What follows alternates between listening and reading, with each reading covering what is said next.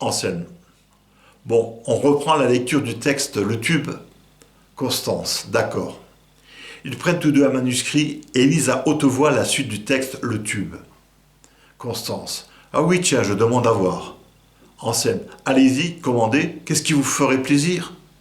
Constance. J'ai faim, je voudrais un bon petit déjeuner. Anselme. Parfait, que voulez-vous manger?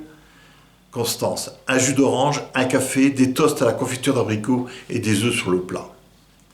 Anselme. Ce que femme veut, Dieu le veut. Il tape dans ses mains. Un plateau d'argent avec des victuailles descend. Le plateau est à hauteur de Constance. Constance. Il y a vraiment tout. Ils sont tous les deux assis dans le lit. Constance parle tout en mangeant. Constance. Jusqu'à présent, tout se réalise comme dans votre fantasme, sauf l'essentiel. Anselme. Qui est me faire l'amour. Anselme. Vous êtes constamment avec moi, c'est déjà pas mal, c'est même énorme. Constance. Mais ce n'est pas l'essentiel. Anselme. Peut-être que si je vous faisais l'amour, la vie redeviendrait normale, et ce n'est peut-être pas ce que veut mon inconscient. Constance. Qui sait ce que veut l'inconscient? Anselme. C'est peut-être quelque chose enfoui au fond de nous-mêmes et qui désire que tout redevienne comme avant la création du monde. Constance. Le bonheur parfait, quoi. Anselme. C'est à la suite d'une erreur que notre monde a été créé. Il faut revenir en arrière. Constance. Mais derrière, c'est devant. Anselme. Bien sûr, puisque dans 4 milliards d'années, le soleil explosera et on sera en quelque sorte revenu en arrière. Vous permettez que je prenne un peu de café? Je vois qu'il y a 2 tasses. Constance. Oh oui, imaginez que la Terre n'existe plus.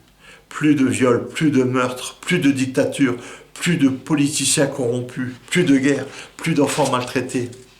Anselme. Plus d'usines Nike aux Philippines qui emploient des enfants sous prétexte que les Américains sont trop feignants. Plus de ketchup Heinz qui balance de l'insecticide sur les Mexicains chargés de récolter les tomates. Plus d'enfants guerriers, plus d'enfants obligés de n'apprendre que le Coran. Plus d'exploitation de l'homme par l'homme. Constance. La liste est longue et n'est pas exhaustive. Anselme. Bref, plus de gens. Constance. Quel calme. Anselme. Oui, mais après, ça recommencera peut-être. Constance. J'espère qu'il y aura une petite amélioration quand même. Anselme. Ça sera peut-être pire. Constance. Pire? J'y crois pas. Anselme. N'en parlons plus. Constance. Parlons de quoi alors? Anselme. Enlevez votre pyjama. Constance. Ça va pas, non? Anselme. Si je voulais, je pourrais vous prendre de force. Constance. Essayez seulement. Anselme. Non, ce n'est pas mon genre. Constance. J'en suis fort aise. Anselme. Alors, maintenant que madame est restaurée, que faisons-nous? Constance. Mais je ne sais pas, moi, c'est votre fantasme après tout. Anselme. Jamais je n'aurais pu imaginer qu'il deviendrait réalité. Constance. Et maintenant que vous êtes en plein dedans, vous ne savez plus quoi faire. Anselme. Ça me rappelle un bouquin de Jean-Paul Sartre, Huis clos. Des personnages sont enfermés dans une pièce pour l'éternité et en fait, ils sont en enfer. Constance. Vous me faites peur. Anselme. Sauf que nous savons comment sortir de cet enfer. Constance. Ne comptez pas sur moi pour vous donner mon corps. Anselme. Ici, je suis le maître, n'oubliez pas. Nous n'allons pas vivre dans ce tube pour l'éternité. Pourquoi ne voulez-vous pas faire l'amour avec moi? Après tout, ce n'est qu'un fantasme, ce n'est pas la réalité. Constance. Et qui me dit qu'après avoir copulé, je serai libre? Anselme. Mon fantasme se termine ainsi. Constance. Et qu'est-ce qui le prouve?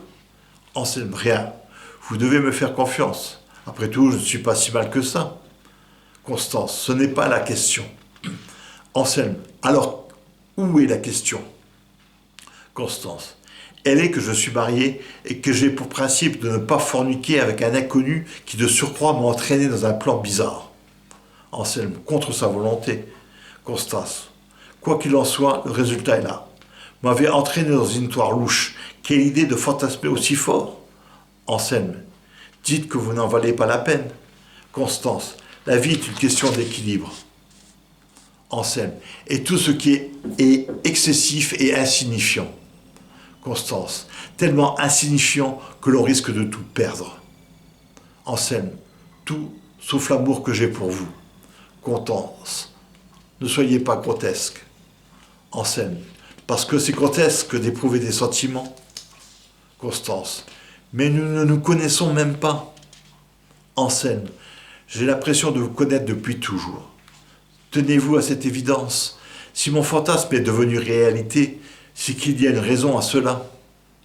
Constance. La vie n'est pas toujours bien faite. Anselme. Justement, on n'est plus dans la vie normale là. Constance. Eh bien, il faut tout faire pour y revenir. Anselme. Heureux de vous l'entendre dire. Constance. Mais pas de la manière dont vous pensez. Anselme. Alors, il n'y a pas d'issue. Constance tâte les parois du tube. Constance. Ouvrez, vous m'entendez? Je m'appelle Constance Berthier. Je suis la femme de Jacques Berthier. Je suis la mère de deux enfants. Ouvrez, vous m'entendez? Rien ne se passe. Anselme. Vous croyez que c'est une solution de céder à la panique? Constance. Et vous croyez que c'est une solution de rester là sans rien faire?